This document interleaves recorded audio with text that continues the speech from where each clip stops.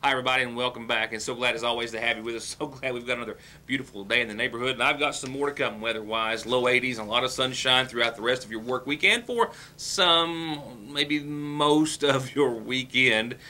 We've got just a beautiful forecast to share with you in just a few moments. Other headlines will include coverage of the report concerning the fact that police are still looking for 4 masked and heavily armed men who conducted a robbery just a few nights ago. And the McGoffin County Public Library Board met in regular session, and with McGoffin County Judge Executive supporting the signatures of some 3,000 individuals and offering another solution for the Public Library Board, they've continued on with their plans to tear down the Sagersville First Baptist Church. I'll take you through some of the meeting in just a few moments and some other information, including your calendar and other announcements. We'll begin real quickly with an update and basically a repeat of last night's report. I have checked with law enforcement officials who are still investigating and still say that as of right now, no leads are being released in regards to the 4 masked men armed with a shotgun, a handgun, and a baseball bat who held up a local gas store convenient mart on Route 114 just a couple of nights ago.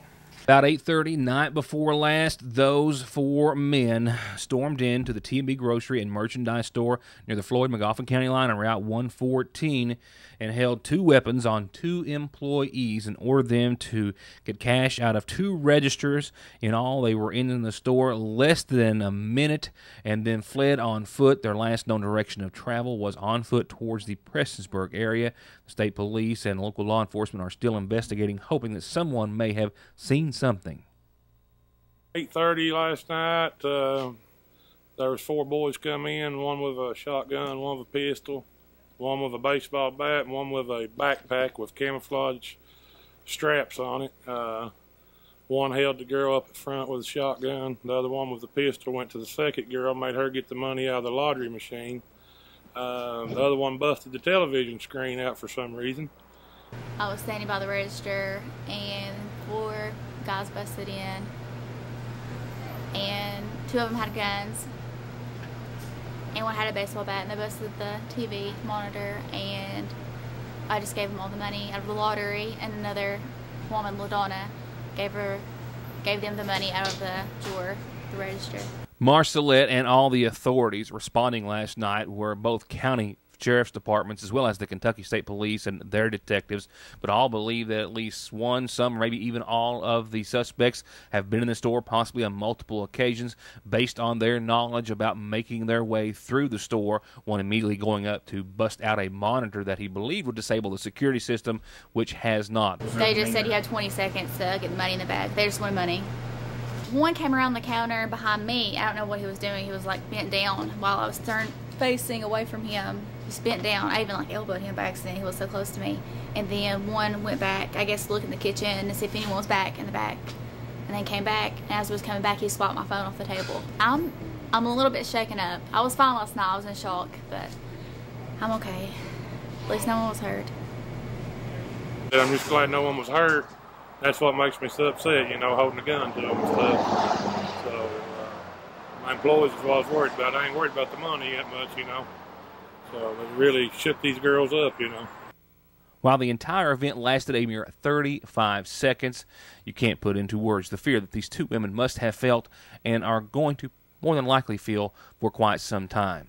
Police still hoping that someone may have seen them exiting the store, moving possibly their mask, getting into a vehicle, something of that nature. Authorities are reviewing as much surveillance footage as is available, attempting to find some sort of a link to either or all of the suspects. If you have any information, you may have seen something then or later that may be related to the case, call the Kentucky State Police at 433-7711. Calendar announcements and other headlines, so be sure and stay with us. They're all forthcoming. To get high-speed internet on their state-of-the-art fiber optic network for all of your home and business solutions, or to watch TV without a contract on over 200 digital channels with superb quality, or stay connected with family and friends with 24/7 telephone service you can always depend on, contact Foothills Broadband today. Or just click on their link to the right to find out how they're working to provide the latest in communications at affordable prices with exceptional service at Foothills Broadband. Another top headline in the works tonight, actually two meetings to be covered, the McGoffin County Public Library Board meeting and the subsequent pre-bid meeting where contractors were allowed to go into the church to further their estimates in regards to the demolition of the church. We'll have that in just a few moments. So while we're getting ready to get that out for you, here is tonight's community calendar, as always sponsored by our friends at McGoffin Farm Bureau and your local agent, Doug Green. Another reminder about the last weekend for, well, technically not the last because they'll be over at Heritage Days in Johnson County, but the reunion as presented by the Story Patch and the Oscar, the old Oil Springs Elementary School. They're having showings this Friday and Saturday at 7, Sunday at 3. Book your tickets now by calling 789-8108. A wonderful show, a great performance, and you could be there for all of it. It's a great evening or afternoon. A fun horse show has been set for the Morgan County Equestrian Park on the 19th at 5 o'clock. Not this Saturday, but no, that is this Saturday. Wow, time's flying by. Nevertheless, admission is just $5. Kids 8 and under get in free. Proceeds going to the Elk Creek Free Will Baptist Church Building Fund. 33 classes, $10 entry fee. If you want to help support the backpack program, they're taking up donations, non-perishable items, peanut butter, tuna, canned fruit, things of that nature, at the Sackersville Grade School through the 24th. Also, a subsequent program or drive, and that is how you can become a superhero. They're taking up cans of soup, another drive for the backpack program through October the 18th at the McGoffin County Extension Office. If you have any questions about how you can donate there, call 496-5643 or 496-5243. And the Royalton Trail Town Committee is meeting at the District 3 Fire Department on the 21st. That's this Monday, 6 o'clock. All Royalton residents are encouraged to attend the meeting. Public's invited too. Everyone will be asked to serve on a committee and help and be a part of their efforts and to ask you to be ready to give the time needed to make Royalton a trail town. It's a major undertaking. Will be a major benefit to that and the surrounding area. Call me if you got a birthday, anniversary, or other announcement. We'll put them on our community calendar. Tell everyone about them. And remember, you can catch programming the following day in case you missed it the first time on yournewstoday.com.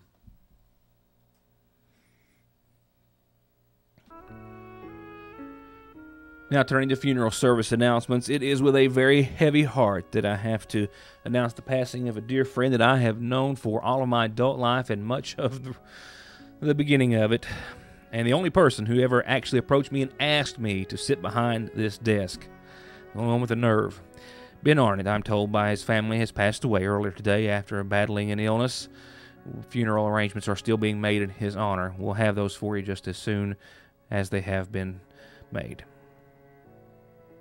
With that, I'll be right back after a few words from a few more of our sponsors.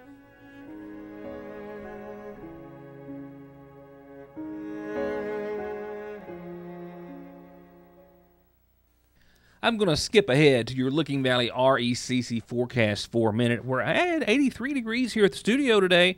I suspect we'll, well, not half that, but reasonably close. Falling back to 48 for nighttime lows. Clear skies, and look for some areas of dense fog after 3 a.m. that will linger up until about 10 in the a.m. tomorrow as well. And we should see the low 80s again. I think midweek should be low 80s. 82 expected. Might even get an 83 or 4 in there. A low of 51 tomorrow night. You'll notice nighttime temperatures will start to creep up. Fog at the onset, sunshine in the middle, and mostly clear skies late with a little fog at the end.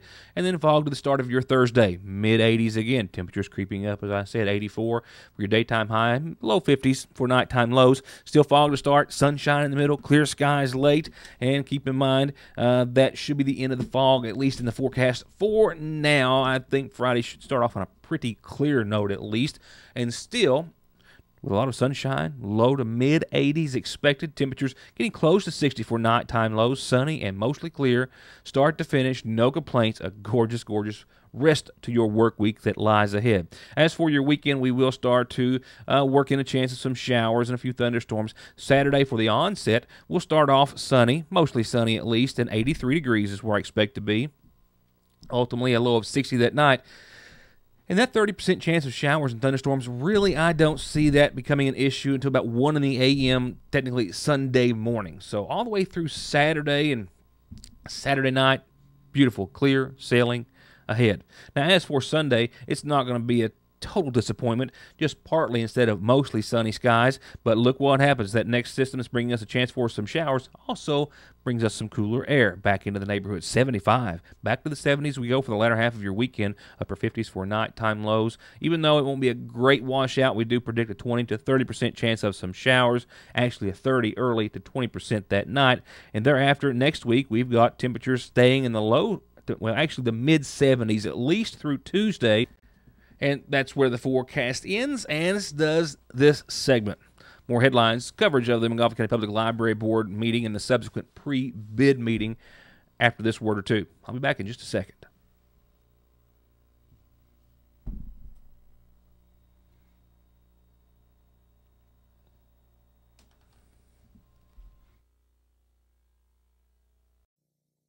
In previous reports up to this point, we've covered the questions that have been raised about the limited parking and the size of the lot that's the proposed new site of the Montgomery County Public Library, the original cost of the building itself as the church was purchased by the library board by cost severance funds, the potential cost that it would take to tear it down and make the lot suitable for future construction, and the value that it would ultimately place in such a small lot in the downtown area. The now 3,000 signatures, I am told, of individuals, young and old, a great number with comments, lengthy comments about why they feel the church should be saved, and how the mayor, the county judge, the Kentucky Heritage Council, the Kentucky Main Street Program have all gone on record in their official capacity recommending the library board not tear down such a vital and historic structure. We pick up coverage tonight with coverage of this morning's regular session meeting of the Montgomery County Public Library Board.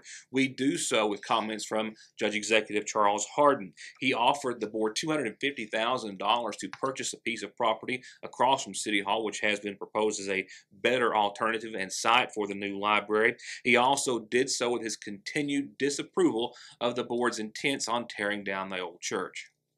Since that time, I've been in discussion with Senator Brandon Smith along with Representative John Short, and they, along with the Speaker of the House, are very confident that we can get enough money allocated to pay the debt on the property owned by the city so that it can be turned over to the library board.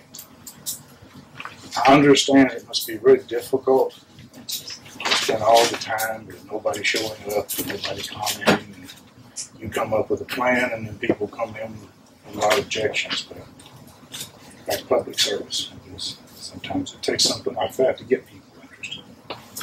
I believe that the sentiment of the community is that they would prefer strongly that an option such as the lot before the city that the city has be utilized as the total building. I understand that some people feel the building will deteriorate, but I still think that is not something the board should look at. The board should look at the difference between the two properties.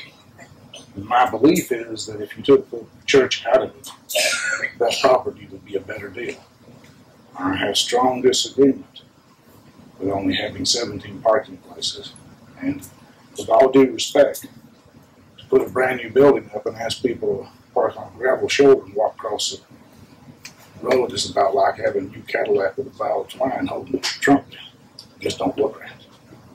But, you know, that's left up to you all about what you do. I do feel strongly, though, as a judge executive, that to have taken that money and ended up with a parking lot on a building means you spent $400-something thousand on this.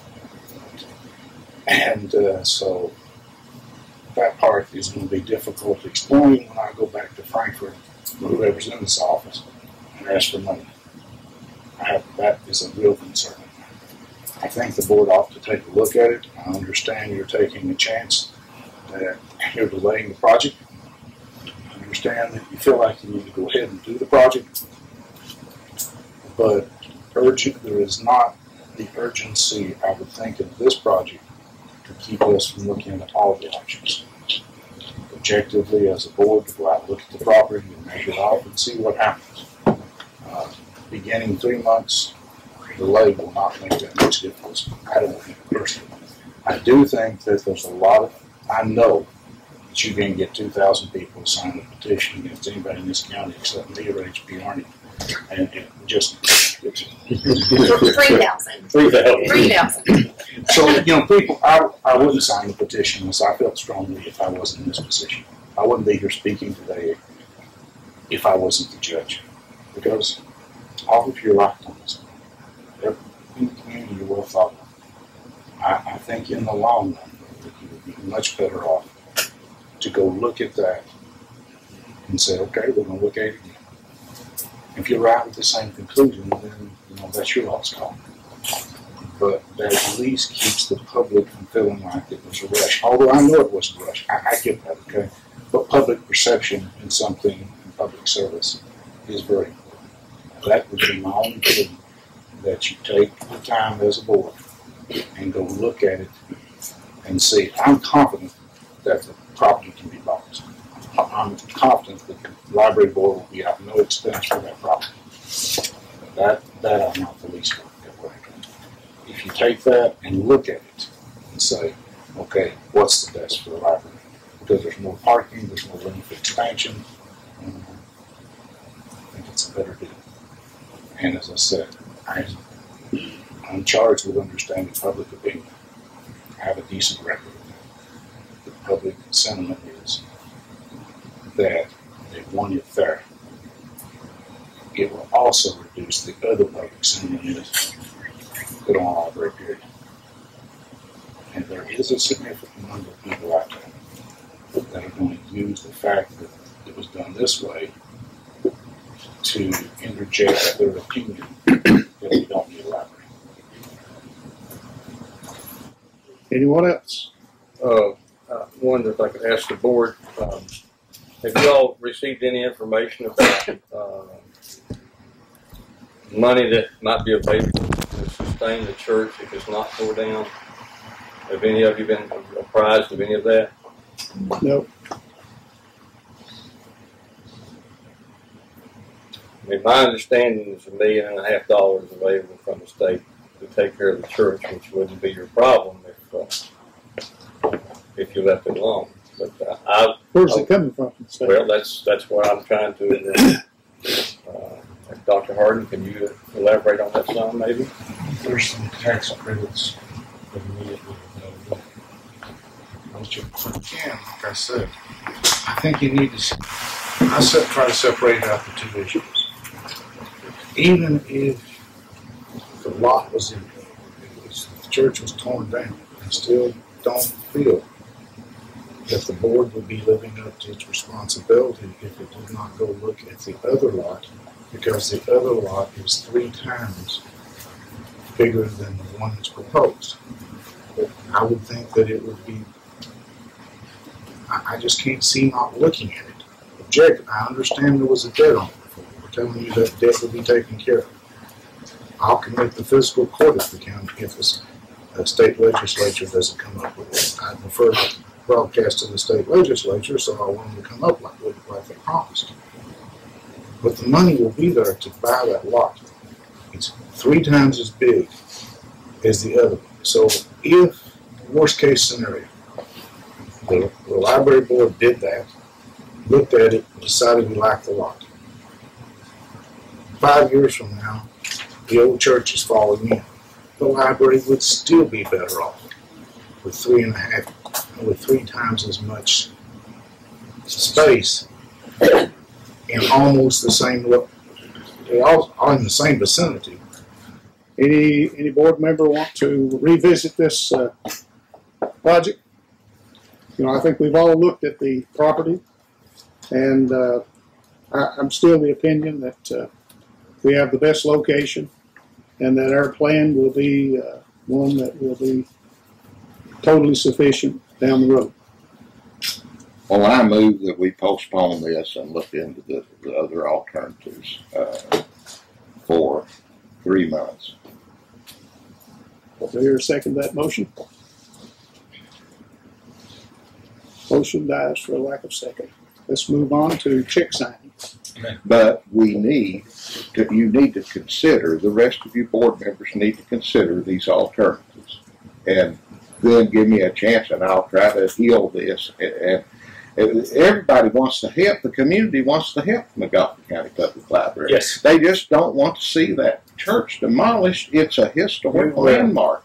And I'm in the process right now of having it placed on the National Register. And it's just a travesty to think about demolishing that building. And I just don't understand the stuff. The rate that you are paying for that property per acre is $900,000 when you tear that building down. How can you justify taking cold severance tax and blowing it in the air for a piece of property that's worth maybe $100,000 when it's rated the way you're charged at $900,000? The Parkway property is only bringing $425,000 an acre. How can you justify it? It rises to the level of malfeasance. Yes. Is this the same thing? So be it. We'll just move on. Information on the CD. This is the same thing.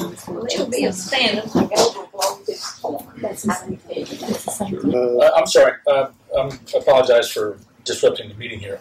It sounds like we or somebody just made a decision to not consider the viable option that was presented by the judge executive. Now, why the rush to judgment, Mr. Cullen? Well, we've been at this for how many months and years, whatever. So, you know, we're ready to move forward. Obviously, you're not. You don't have the full support of your public, as Doc Sabella put it. That's and so you're going to totally discount all the efforts, all the support that you're being offered here for a viable alternative that is actually superior in every sense. But you're bound and committed to destroy the building. Would you like to read some of the comments that don't matter to you? We've Would you like to read some all of them? kinds of No, comments. I think you should read them. Please. This is a At least travesty. take them into consideration. This is a travesty, folks. Now the question appears to be moving toward what will be lost. That's not a reference to the structure and the history in the old church building, but more so reference to its potential in the future and that of the new public library as well. In speaking with several officials before and after today's meeting, I'm aware of the many hours over the past 21 days that Senator Brandon Smith and Representative John Short and others have worked toward giving the community as many options as possible. Smith tells me that they don't have nor want the power or authority to tell the library or any other board what to do, that their job is simply to support it and the community and in so give them as many alternatives as possible. And in those efforts, they and other lawmakers, including Judge Hardin, as you heard him say, pledged $250,000 to the library board to purchase the 1.5-acre lot across from City Hall owned by the city. And also in doing so, they tell me, have obtained the backing and support from the State Library Council and the Heritage Commission to use state and federal tax credits to help restore the Sagersville First Baptist Church, to stabilize the project for now, and then to apply for CDBG grants for a restoration project sometime in the future. Also referred to that being the tax credits by Hardin in today's meeting, which would give the board the ability to give the county the option of 2 tax bases as well as 2 facilities to serve the people. Those I spoke with also said that choosing the option of building the library on the larger lot would solve the already problem what they foresee as parking problems and issues, and would open the door for further expansion and grants for amenities such as an auditorium, genealogy center, and more on the new site, and not jeopardize, as Judge Hardin referred to in his statements again during today's meeting, any future funding for library, city, or county projects further down the road, as was referred to by the judge again. A motion, however, was held, as you saw, or offered by David May to postpone the project for a brief time to review the information. It died for a lack of second by all members who were in attendance today, those being Tracy Watson, Ronnie Gullett, Reva Whitaker, and Kim Rudd. Following the meeting, there was a secondary meeting held earlier today, a pre-bid meeting on the site of the Sagersville First Baptist Church building. Schedule, as I noted and touched on before, 30 calendar days will be finished up, cleaned up, and out of here, fence up, and gone around 30 days, give or take. I mean, if you need another week or something, I'm not going to be hard on you. That meeting conducted by a representative of Codell, who is the construction managing agent for this project. The pre-bid meeting, an opportunity for construction companies to further gather information, take a tour of the structure and the property to gather information to allow them to complete their bids. Bids, as I understand, are slated to be open on the 29th, which is 2 weeks from today's date. It's also my understanding that if one of those bids is accepted, they'll be able to soon or immediately thereafter begin the demolition process. And that's my time for now. It's just Tuesday, which means we've still got a lot of news to come yet this week. Hope to see you back here next time for more of Your News Today. Good night, and thanks for being a part of the show.